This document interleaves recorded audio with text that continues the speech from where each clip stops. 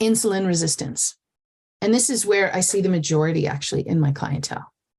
So insulin resistance, what is insulin resistance? It is an issue that's gone on for some time where the body's had a hard time balancing blood sugars. Part of what the issue is, well, let me take a step back. Insulin is a hormone. Your pancreas makes it. Insulin, one of insulin's job, there's a couple, but one of insulin's jobs is to, oh, look, I see some blood sugar coming. I'm going to scoop that sugar under my arm. I'm going to go up to the cell. I'm going to knock on the cell. Open up. I have some sugar for you. The cell opens up and the sugar goes into the cell. Close the door. That's the role of insulin. What happens in the scenario of somebody who has insulin resistance is also known as metabolic syndrome. It eventually develops into type 2 diabetes. That's where the danger lies. Insulin resistance means the cell can't hear insulin knocking at the door. The cell has lost the ability to hear insulin knocking, saying, I have some sugar. Open up, I have some sugar for you.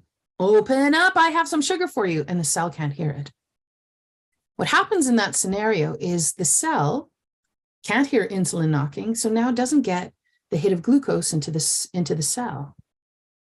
Glucose is the preferred source of fuel for every single cell of the body. Yeah. There's nothing wrong with glucose. There's nothing wrong with carbohydrates. There's nothing wrong with these foods. I'm not demonizing carbohydrates, let me be clear. But what is happening, you now, because of that insulin resistance piece, cannot get that glucose into your cells. Why do you need glucose in the cells then? Well, you need it for your mitochondria to produce energy. That's why one of the indicators of NAFLD is fatigue. The fatigue is happening because insulin resistance is around, which is preventing glucose from getting into the cells of your body and making energy. So you have fatigue because you can't make enough energy. You have a lack of energy. Yeah. That's one of the biggest drivers of NAFLD. Okay, well, now what happens? Well, the body is very tired. What does the body request when it's tired? The body is registering that it's not having the sugars into the cells. So the body triggers you to crave carbs. Because if you eat carbohydrates, then the body's thinking, then I'll have the fuel in my cells. What the body doesn't realize is the ability to get the fuel you're eating into your cells for use is not working. And it is that mechanism that is the biggest driver of NAFLD. Let me be clear, insulin resistance takes a really, really long time for it to show up.